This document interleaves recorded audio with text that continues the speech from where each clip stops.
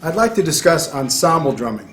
When you're playing with an ensemble, and I guess that means anywhere from 3 to 4 to 6 to an entire big band, you have different responsibilities and you have to wear kind of different hats. So one hat you would wear is combo drummer, like when you're playing behind a soloist. So we've talked a little bit about that. So that's a certain set of requirements and skills. But what I'd like to focus on is the ensemble drummer, where you have to help the band and you have to, what we call, set up the band. So when you're playing with horn players, like a big band, they're playing charts, they're playing rhythms, they're playing phrases, and it's our job at the drums to kind of help and guide them through these pieces. So we have to actually set up the band and let them know when to play. So let me give you a concept for that might get you started. Let's take the figure of a quarter note. If the band has a quarter note on beat 1, 1, 2, 3, 4, bop. Well, we can do several things with that, but first of all we have to ask ourselves a question. Who is playing the quarter note? And so whenever I play a piece of music, I want to find out who's playing what, because that'll tell me how to play it. So if the trumpets were playing that quarter note, I would probably use my snare drum because it's the same kind of high-pitched sound as a trumpet, so that would best support the trumpet sound. So that would be, trumpets would be snare drum. If it was trombones, bop, that would be bass drum. If it was saxophones, it kind of could go either way. But I want to explain that there are two types of figures in a big band. And within a chart, there's going to be times where just a section of the band plays, like the trumpets. If that's the case, we'll do what I just described. Bop! 3, 4, 1, 2, 3, 4, bop! But there's another type of figure, and that's a figure that the entire band plays. And that's called an ensemble figure. So we have to treat that differently. So what we do with an ensemble figure, we set it up and let the band know it's coming. So my concept for ensemble figures is pretty simple. I try to set the figure up with the length of setup that's equal to the note. What that really means is if they have a quarter note on beat 1, I'm going to set it up with something the space of a quarter note on beat 4. So it's pretty simple. So it's 1, 2, 3, set up, hit. 1, 2, 3, set up, kick. If they have a dotted half note, ba, a longer note, then my setup's going to be longer.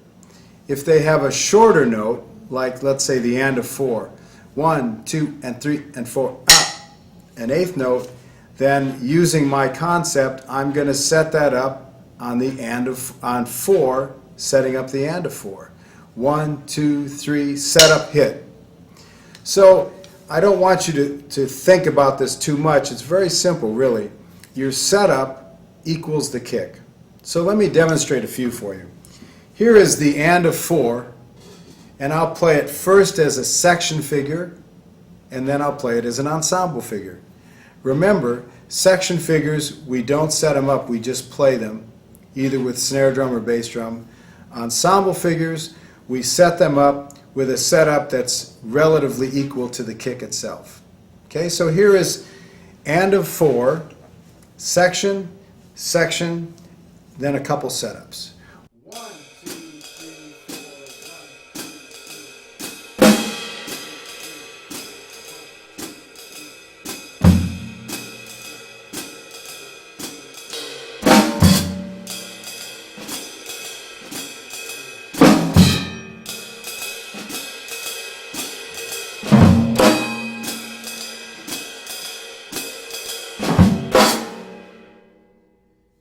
So you'll notice that my setups were all a little different, but they all had the length of an eighth note. I hope you noticed that my cymbals all had a kind of a short sound to them, but I had options. There's an important element of ensemble drumming, and that's articulation. There are really 3 ways to articulate on the drum set, and the way that I just explained was cymbals. We have a short cymbal here, short cymbal here, bell here.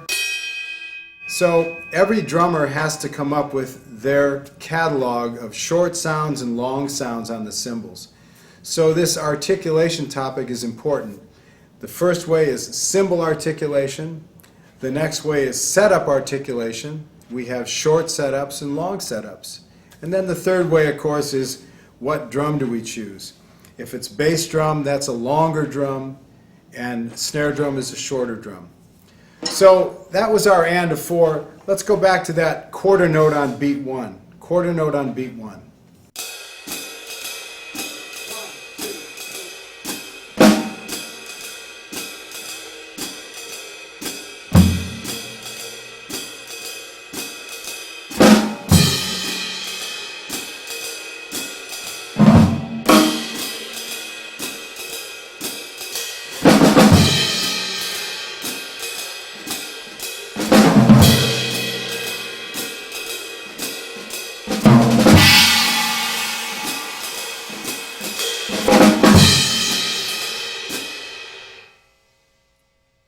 So we wear different hats.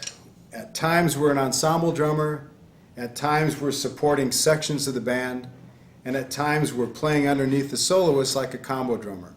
So I'm going to just devise a little chart, and maybe you can visualize what's going on by the way I play. Here we go. 1, 2, 1, 2, 3, 4.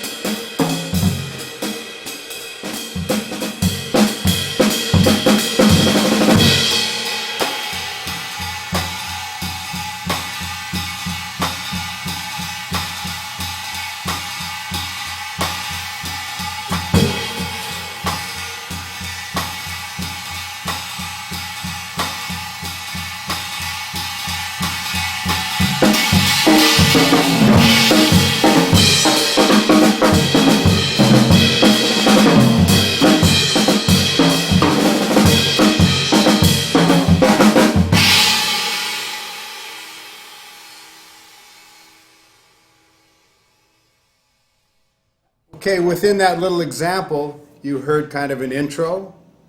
You heard maybe the first melody. You heard section figures. You heard ensemble figure. You heard comping under a soloist. You actually heard what I might do under a sax solo or a tutti section with the band, where you just have what I call a constant on the ride and a constant on the cross stick. But I chose to use my china because it supported it with a nice, deep, rich, dark sound. That's really a preferred sound for swing, big band swing. So we had that, and then we had the last shout chorus where there was lots of action, lots of filling, lots of cymbal, lots of metal. Metal is going to really add to the mix here, and a lot of inexperienced drummers don't use enough metal. You really got to hit these cymbals and you got to get them moving. This doesn't get it. Really have to play it.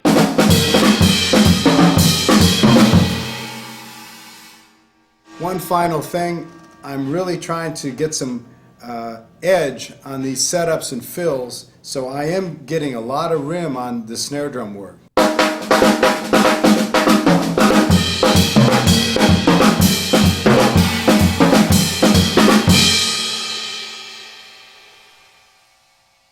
So look at all the roles you have to play within one chart. It's pretty challenging, but it just takes some study of what's going on, and again, good listening.